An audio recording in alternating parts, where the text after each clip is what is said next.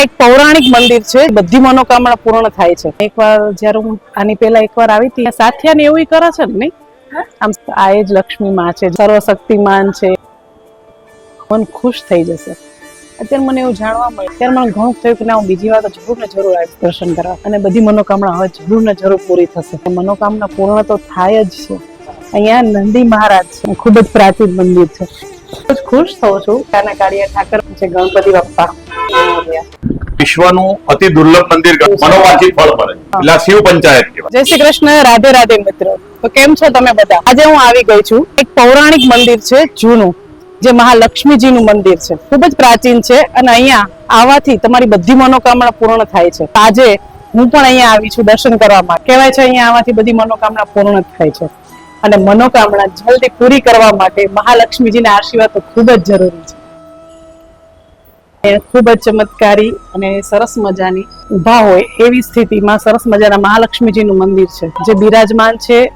ઊભા હોય એ રીતની મૂર્તિ રાખેલી છે, જે સાક્ષાત માતાજી બેઠા હોય એવું લાગી રહ્યું છે. અહીંયા સાથે આજુબાજુ બધા રહે પણ છે, બધાના ઘર છે. ઘર વચ્ચે જાણે માતાજીની મૂર્તિ બનાવવા કે રાખવામાં આવી હોય ને એવું લાગે છે. અને હવનકુંડ પણ છે. મને એવું લાગે છે અહીંયા હવન નવરાત્રીમાં અથવા કોઈ વાર તહેવારે હવન પણ કરવામાં આવે છે. અને એકવાર જ્યારે હું આની પહેલા એકવાર આવી હતી દર્શન કરવા માટે, ત્યારે મેં એવું સાથિયા લોકોને કરતા જોયા હતા, ચોખાથી કેવી રીતે બધા સાથિયા બનાવતા હતા. તો ચલો આપણે એનો પણ આગળ મહિમા જાણીએ. અહીંયા સાથિયાને એવું કરે છે ને, નહીં? આમ સાથિયાને એવું કરવામાં આવે છે ને. એકવાર અમે આવ્યા હતા ત્યારે સાથિયાને એવું કરેલું હતું. બધા એમ કે ઘણા આવે ને સાથિયાને એવું કરતા હતા. અહીંયા ઉપર નથી, નીચે નીચે સાથિયાની બેઠેલા લક્ષ્મીજીની મૂર્તિ તો આપણે ઘણી જોઈ હશે કે કમળમાં બિરાજમાન હોય ને એવું, પણ આ ઉભા લક્ષ્મીજી આજે અમે પહેલી વાર જોયા છે. કહેવાય છે ને લક્ષ્મીજીની ઉત્પત્તિ સમુદ્રમાંથી થઈ હતી. આ એ જ લક્ષ્મી માં છે, જેને આપણે દિવાળી ધનતેરસે પૂજા કરીએ છીએ. જે મહાલક્ષ્મી માં સર્વશક્તિમાન છે, વિષ્ણુજીને પણ અતિ પ્રિય છે. મૂર્તિ એટલી મનમોહક છે ને, તમે રૂબરૂ આવીને જો એકવાર મળશો કે જોશો ને તો મન ખુશ થઈ જશે. અત્યારે મને એવું જાણવા મળ્યું કે અહીંયા દર નવરાત્રીએ સરસ મજાનો આઠમે કેમ કંઈક મહાલક્ષ્મી માનો હવન પણ થાય છે. આની પહેલા પણ જ્યારે હું એકવાર આ મંદિરે આવી હતી ને, ત્યારે મને ઘણું ખુશ આમ થઈ હતી, ઘણી સારી વાઇબ મળી હતી. અને મને પણ એવું થયું કે ના, હું બીજી વાર તો જરૂર ને જરૂર આવીશ દર્શન કરવા. આજે બપોરે પણ હું એકવાર આવીને ગઈ, પણ જ્યારે મંદિર બંધ હતું. જો કે એનો મંદિરનો કંઈક ટાઈમિંગ બપોરે 1 કે 12 વાગ્યાથી 4 વાગ્યા સુધીનો કંઈક બંધ છે, પણ બપોરે મને ખ્યાલ નહોતો. તો બપોરે હું આવીને ત્યાં મંદિર બંધ હતું. અત્યારે ફરી મેં ધક્કો ખાઈને મેં કીધું ના, મારે દર્શન તો કરવા જ છે. કેમ કે આજ મનથી મને ઈચ્છા થઈ ગઈ હતી કે ના, હું મહાલક્ષ્મીજીના મંદિરે જાઉં, દર્શન કરું.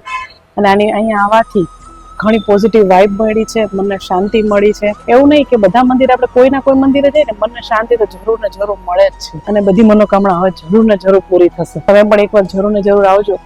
અહીંયા મનોકામના પૂર્ણ તો થાય જ છે. યા દેવી સર્વભૂતેષુ લક્ષ્મી રૂપેણ સંસ્થિતા નમસ્તસ્યે નમસ્તસ્યે નમસ્તસ્યે નમો નમઃ.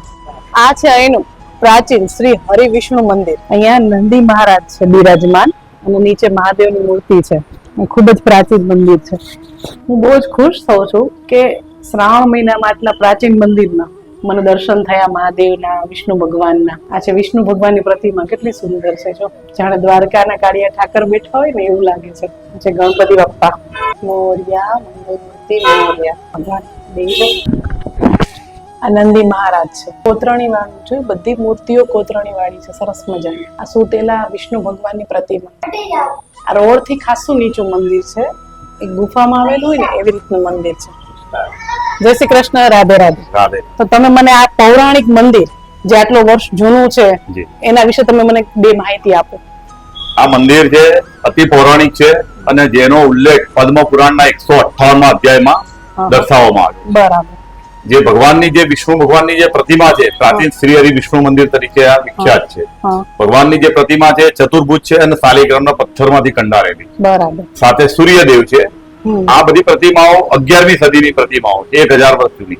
અચ્છા. અને આ વિશ્વનું અતિ દુર્લભ મંદિર ગણાય છે, કારણ કે આપણા હિન્દુ ધર્મની અંદર 5 દેવ મુખ્ય ગણાય. એમાં મહાદેવ, પાર્વતીજી, વિષ્ણુ ભગવાન, ગણેશજી અને સૂર્યદેવ.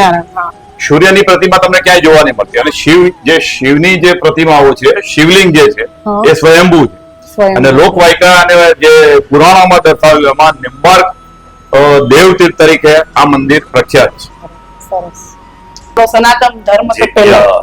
અને આ છે જે દેખાઈ જ આવે હા, દેખાય. આજે આ સૂર્યની પ્રતિમા તમને ક્યાંય જોવા ના મળે. ના મળે. મોઢેરા આટલું મોટું મંદિર પણ સૂર્યની પ્રતિમા પ્રતિમા નથી. નથી. સૂર્યના મંદિર ઓછા હોય પણ આ સૂર્યની પ્રતિમાના દર્શન કરવા મળે. ભગવાન નારાયણ જેવું સ્વરૂપ જે છે આ જોયા જ કરીએ ભગવાનને. દ્વારકાધીશ જેવા દ્વારકાધીશની પ્રતિમા, રણછોડરાયની પ્રતિમા જે ડાકોરની ડાકોરમાં. અને શામળાજી, આ પ્રતિમાઓ બધી શાંત. અચ્છા, પણ આ ભગવાનનું મૂળ સ્વરૂપ છે, ચતુર્ભુજ સ્વરૂપ. ચતુર્ભુજ. બરાબર.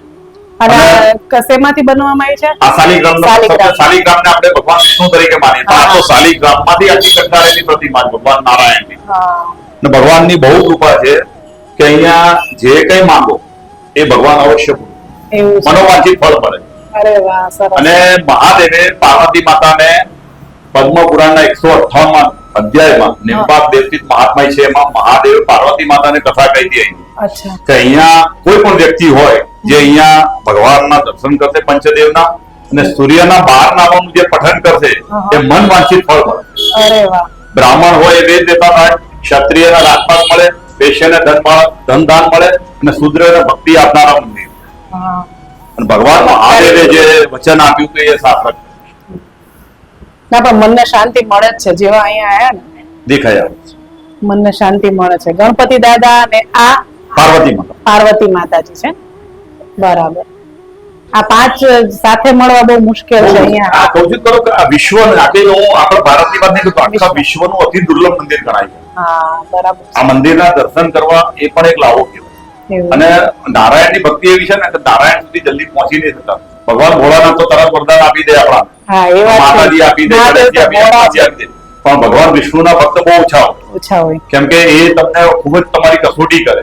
પ્રેક્ટિકલ રીતે અમે તો ભોગવ્યું છે હા. પણ અમે બહુ આનંદ છે કે ભગવાનના છત્રછાયામાં અમને એની સેવા મળી અને અમારા પરિવાર સાથે રહીએ છીએ. હરદમ ભગવાનના દર્શન થાય, એની નસીબદાર. સેવાનો અવસર મળે. તમે કઈક નસીબદાર જ નસીબદાર. કહેવાય. એની કૃપા વગર તો આપણે બેસી જ ના શકીએ. તરીકે આ પ્રખ્યાત મંદિર છે અને સાથે શ્રી હરિ અને હર બંનેના સાથે દર્શન કરવા મળે. વિષ્ણુ ભગવાન ને બંને આ જોડે અને છે. આ જે 5 દેવ છે એમાં મહાદેવ, પાર્વતીજી, ગણેશ, વિષ્ણુ અને સૂર્ય હા. એટલે આ શિવ પંચાયત કહેવાય. શિવ પંચાયત. શિવ પંચાયત. તો અત્યારે અહીંયા કોઈ પૂજા કરે છે કે કોઈ વાર તહેવાર આ મંદિરની સેવા પૂજા અને સંચાલન વર્ષોથી અમારી પેઢી અને અમારા બાપદાદા ટાઈમથી કરતા આવ્યા છે. તમે જ કરો છો. હું આ મંદિરનો મહંત છું. આ મંદિરની સેવા પૂજા અને સંચાલન અમે કરીએ છીએ હા. અને લોકો સુધી આવા મંદિરો, ખરેખરમાં લોકોને આવા મંદિરોએ દર્શન કરવા જવું જોઈએ. હા. આ મંદિરની અંદર એનર્જી હોય, ભગવાન સ્વયંભૂ હોય અને ખૂબ જ મજા. અહીંયા લોકોની જે આસ્થા અને શ્રદ્ધા છે કે અહીંયા ભગવાન સૂર્યના 12 નામોનું પઠન કરવાથી લોકોની મનોકામના પૂર્ણ થાય, મન વાંચી ફળ મળે છે. મને તો આ મંદિર આવીને ખૂબ જ આનંદ થયો. જો તમને પણ આ વિડીયો ગમ્યો હોય તો પ્લીઝ લાઈક કરો, શેર કરો, સબસ્ક્રાઇબ કરો મારી YouTube ચેનલ. હર હર મહાદેવ. જય શ્રી કૃષ્ણ. રાધે રાધે.